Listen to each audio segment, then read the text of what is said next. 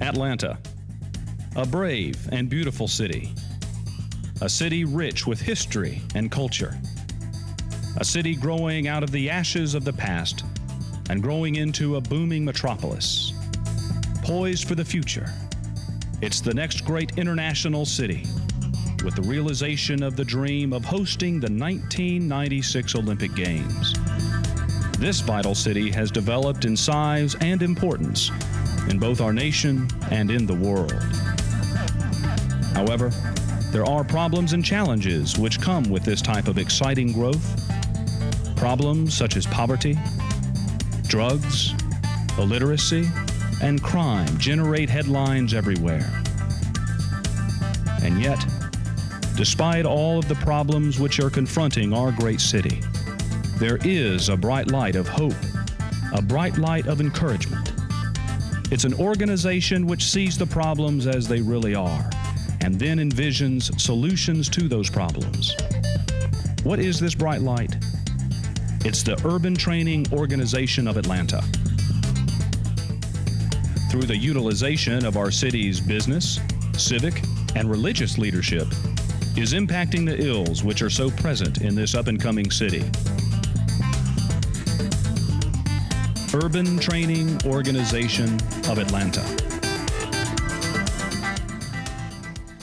Ed Grider had been the associate at Central Presbyterian Church, and he came up with this beautiful idea of trying to get an organization started that would first try to train new pastors as they would be coming out of theology schools as to what the urban setting was going to be like, because that really is a different ball game for most of our pastors as to how do they work in an urban setting.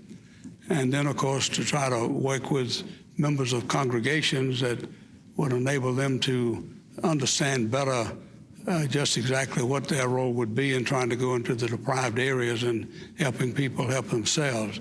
And then the third facet of the organization was to really work with those deprived people, the tenants and the various housing projects, but to try to work with them and empowering them to do for themselves rather than having a bunch of people come in to do for them and leave them worse off than they were if they hadn't come in. During that time, even in a black institution, people were sort of a little concerned about going off into radical ministries, street ministries and the like. So it claimed a great deal of our time and attention in faculty meetings here at ITC. And it was during this time, shortly thereafter, that we engaged in a relationship with the Urban Training Organization, primarily through Calvin Houston's coordination of field education. We did not have at that time a formal field education supervisor on this campus. And so we became related to the Urban Training Organization, and our students were placed and supervised through that way.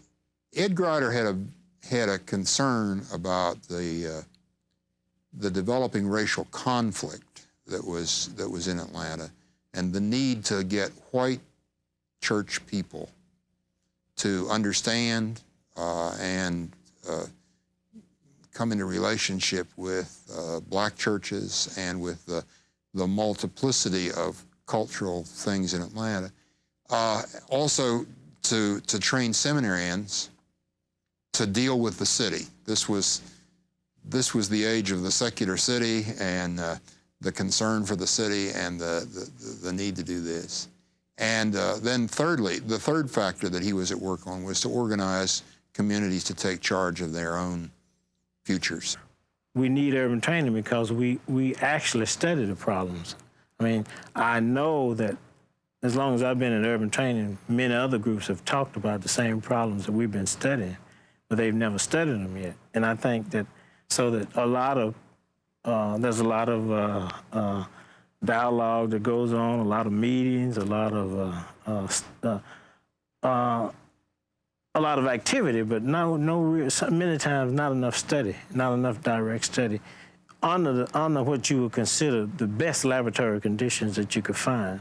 And that's what I think we do. I think we go out where the problems are and to the areas, to the people who are involved in the problem, study that problem from bottom up, and then once we think we understand how to impact it, we try to teach people who will be concerned about impacting those problems how that's done. Over the years, we have certainly attempted to find ways to impact the major problems that we're confronting our cities.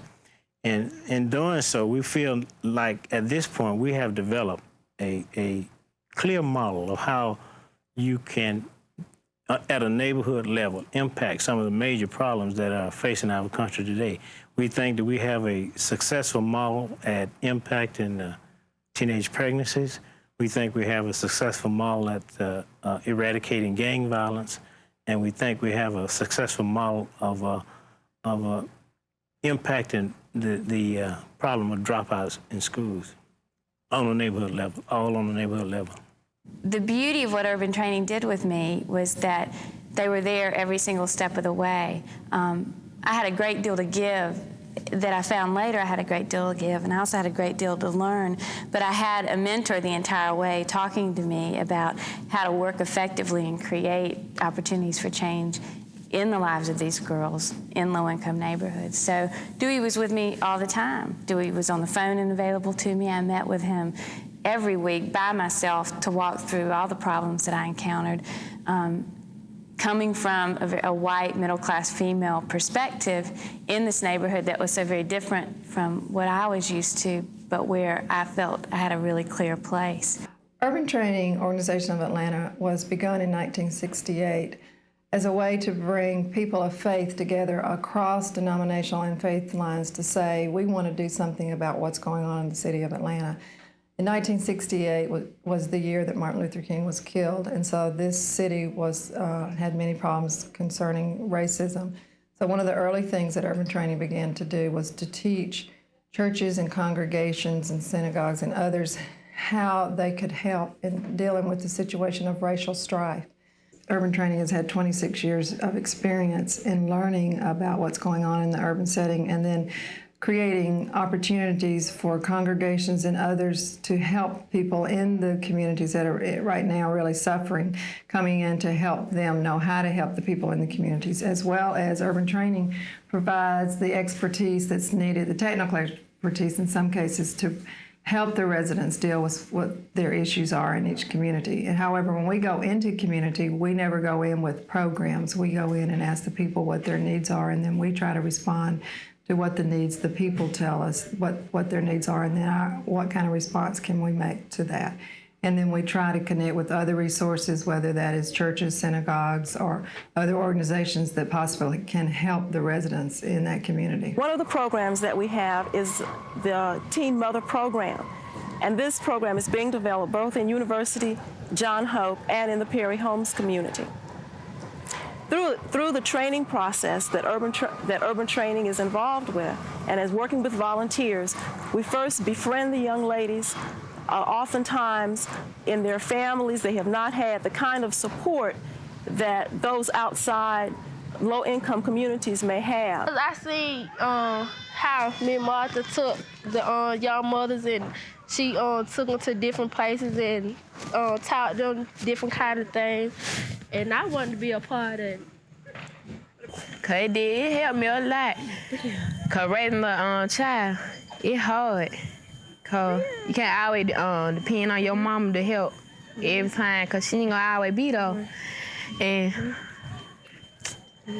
every time I get in trouble at school, me and Martha always help me. In public housing, you are deprived of a lot of things because of financial resources.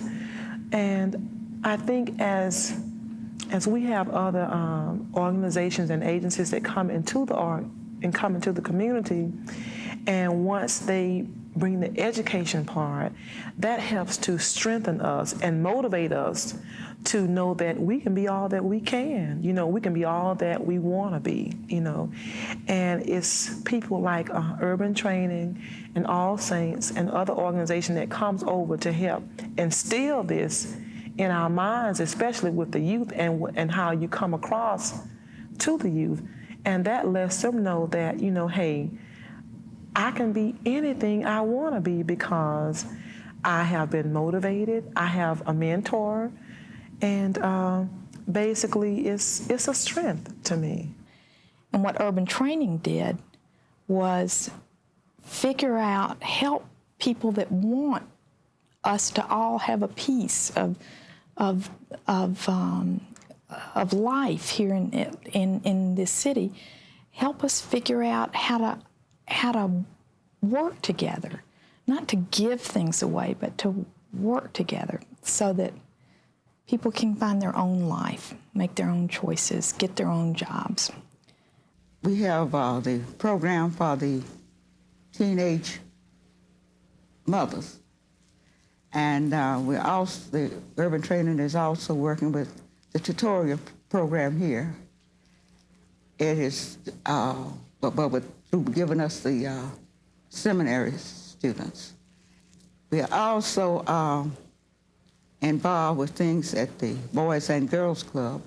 We also have a group of ladies that we're working with. And if it's a crisis situation, urban training is always there to help us kind of bridge the gap. Urban training is a real benefit to my particular area of the city because it is one of the most economically depressed areas, and they're able to get firsthand knowledge and to interact with the residents of the community. The project that's going on now in McDaniel Glen, I'm looking forward to it because we'll have the students there getting firsthand knowledge and interacting with the community, and conflict resolutions, other social programs, that the alternatives that they can offer as a part of their program should be very beneficial in combating violence and getting the students and community to interact.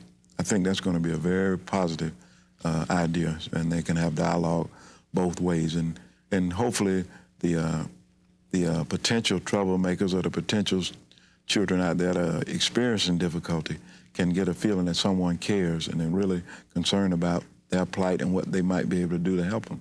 When we're faced with issues that includes low-income people, in many cases, we're their last hope. And that's why we find ourselves working with them so often. But yes, our philosophy is to work with all segments of society and to develop programs that will enable all segments of society to work together. The seed that was planted in my mind was a meeting at Central Presbyterian Church where the lawyer, author, William Stringfellow was a speaker, and the war on poverty had just been announced. And Stringfellow challenged the group there, mostly middle-class people, in saying that if you middle-class people try to go into the slums and the deprived area of this city and impose your mores and your standards and your culture on the poor, all I can say is God help the poor. And he went on to say that unless you have the ability to put yourself in the other person's shoes and see the world from their vantage point, you better leave them alone. You'll do more harm than good. It doesn't matter that you're not the same color or not the same income group. You have skills and you have gifts that you can share with these people. What matters most important is that you care about them and that reflects back in your face and your actions to them. When people get isolated, either rich people or poor people or whatever sort of little enclave folks get together in, that the power of God has a hard time breaking through. When we know one another, we are available for the grace of God through each other. And that's the work of urban training. Part of our mission and what we do is assist churches and other volunteers to get involved in a community and make an impact on that community. So you could volunteer in one of our youth programs. We have clubs for girls. We have teenage mothers programs. We actually have a program for women, a women's support group, and we have programs for boys. You can get involved through those youth programs, and you can rest assured that you will be trained on a weekly basis in how to make a difference. Your questions will be answered when things come up about what you don't understand about what's going on.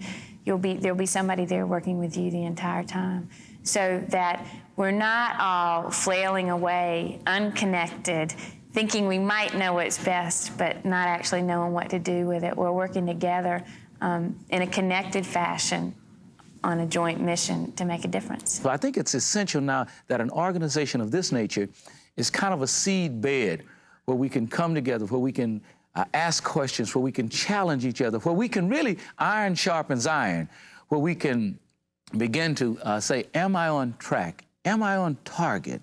And then they can share with what others are doing. So many times in urban ministry, we work in isolation, unfortunately, because we feel that what's impacting upon us, it maybe not be impacting upon others. But when you can come to urban training workshops and when your people can come in, then we can find out, oh, I see that's happening to her, that's happening to him. And you don't feel so alone, and it lessens, not decreases, but it lessens your factor of burnout in this kind of When I go to a neighborhood like East Lake Meadows or Capitol Homes or any one of the housing projects, don't care how old I get, when I walk on the street and I see the little boys and the little girls, I go back to where I was in Bottom, and I know that under no circumstances I had never committed any kind of crime in my life when I was that age that said I deserved to be in that kind of prison, and I always wanted to get out. And I think they deserve to get out, and I think some of us who have the skills and the resources have got to devote our time and talents to getting them out. Otherwise, they're in prison for life.